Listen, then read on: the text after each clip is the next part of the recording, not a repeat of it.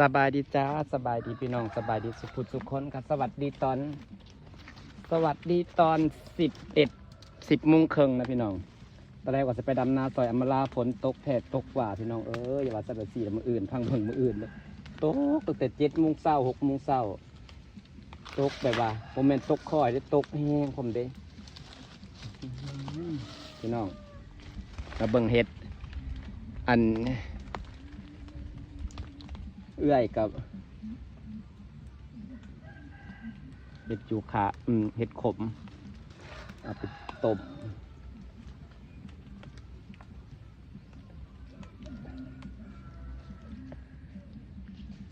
เอื้อยบานโทรมาบอกว่าเจ้าได้เห็ดละงูกแท้เห็ดละงูกว่าพี่น้องก็เลยสิไปหาเห็ดละงูกพ่อเห็ดขมก่อนเอาไปต้มไว้ไปต้มใส่ไปกระโดนแล้วก็แก่พอขมพี่น้องจ๋าดอกใหญ่ๆอยู่นั่นเลยจ้ะบางเศร้านี่เอื้อยโทรมาว่าจะสิเก็บจะสิว่าได้โทรมาบอกว่าข้าเจ้าได้เห็ดละงูกได้เห็ดละงูกแท้ได้เห็ดละงูกว่าโทรมาข้าเจ้าได้เห็ดละงูกหลายเลยนะ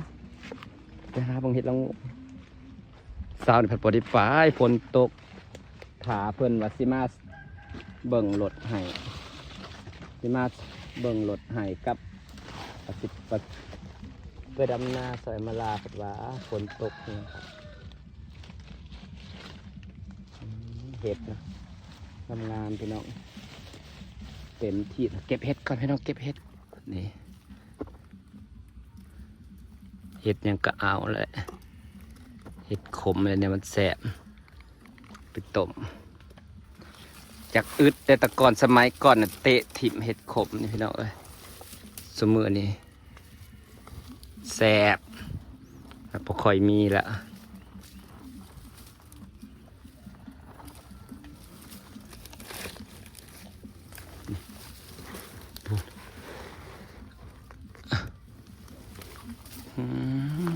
พี่น้องมาเก็บเห็ดพี่น้องเก็บเห็ด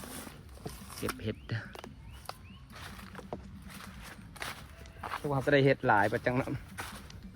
อย่างมากก็พอปลาเห็ดขมพอเห็ดเพิงพี่น้องเห็ดเพิงเข้ามาแล้วก็พ่อแล้วจ้าพี่ตะดอกจุ่มสวยเลยจ้าป้าพี่น้องพอเห็ดเพิงแล้วพี่น้องนี่พอเห็ดเพิงแล้วจ้า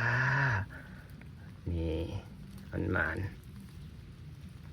เด้อมาอาผู้เดียวก็ได้พออยู่พอแกงเลยงามไปเห็ดเพิงนะพี่น้องนี่จ้าเยอะๆเพิงเยอะๆจ้างามพี่น้องมองนี่พอเห็ดเพิงแล้วจ้าเห็ดเพิงพี่น้อง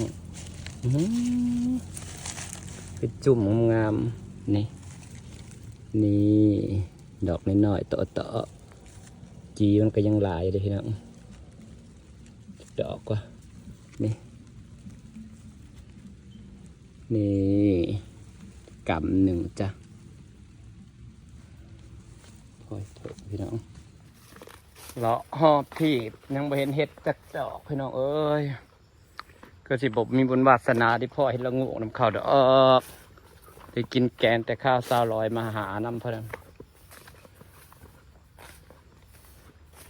เอาสิมาแต่เศร้าอยู่เศร้านี่พี่นางได้หลายเพราะว่าฝนตกแห้งเนาะพออยากแข็งแล้วนี่ฝนเศร้าก็เลยมาเลาะเบิ่งเพื่อได้แต่ก็ยังบ่เห็นเห็ดจักดอกเก็บได้พี่น้องแต่ก่อนเป็นป่าเลี้ยงงัวเลี้ยงควายเลยพี่น้องโคกใหญ่เลยโคกเลาะไปเรื่อยๆเพลินผู้เดียวพี่น้องบ่ยากนะผู้ใดมันสิบ่พ่อจักดอกนี่เฮาได้บ่พอตายแต่เห็ดเบื่อนี่ลายแท้ๆเห็ดปวกสิออกลายปุ๊บหลังฝนตกนี่พอเห็ดเบื่อออกลายแห้งพ่อไปใส่อย่างไปใส่กระเพาะแต่เห็ดเบื่อ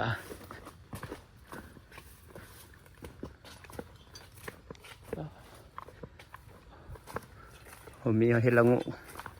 พอเห็ดละงูเรื่องจากหมูเนี่ยพอได้แกงได้กรอบนะพี่น้องเลาะป่าผู้เดียวคนเดียวคือสีบ่พอเห็ดพอหอน้ำข้าวดอกพี่น้อง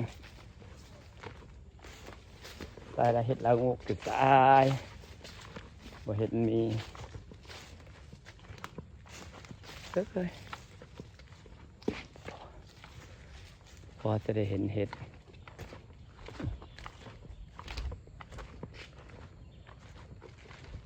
ต่างกว่าสิมาซ่อมรถให้ฝนก็ตกดีดีฝนดีแท้ดีว่าพี่น้องตกแบบ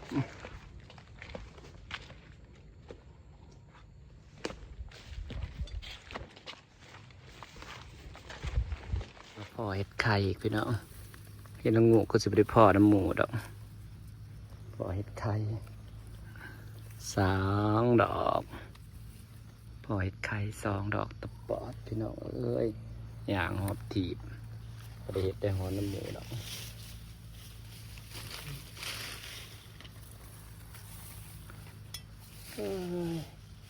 อย่างหอบถีบเห็นเห็ดขวัญเอ้ยฮะกระเพาะเห็ดน้ำเขากระเพาะเห็ดน้ำเขาพี่น้องเอ้ยมาเด้อขวัญเอ้ยไข่บักใหญ่ไข่บักใหญ่เบิ่งกันเด้อจะไข่2 ไข่2 ไข่ไปหาเขียบังกันแล้วมีหมู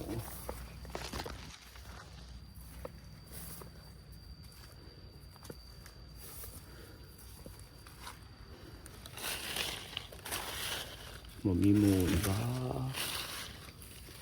2 ไข่นะบ่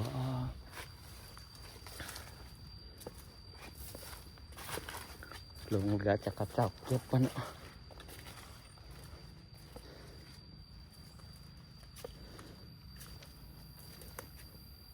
มาเดินควันเอ้ยพี่น้องหักกระเพาะเห็ดงู2 ไข่เลาะเบิ่งคักๆกัน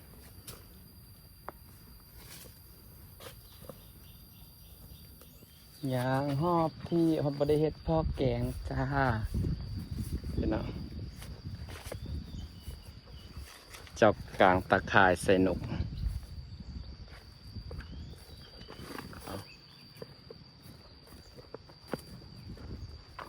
ถือกระถือไปเลยจ้า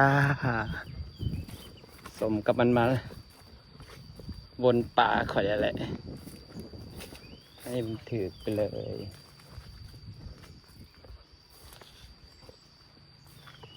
แต่ส่วนมันกับบ่ออกในบ่อให้ละงูกระไดเราหอบที่พี่น้องเอ้ยในละงู2 ไข่อื่นจะไปหาแต่เช้าเมื่ออื่นเราจะไปแต่เช้าวันนี้ฝนตกเราเลยไม่ได้ไปฝนตกแห้งเลยไม่ได้ไป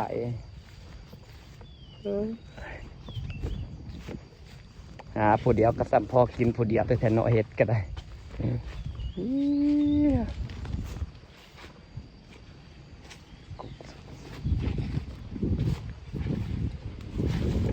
บอกตามป่าสวนมันเก่าเนาะตั้งสุกงกอยู่ในแบบงามตั้งสุกงกเรียงไอ้ซาเนาะ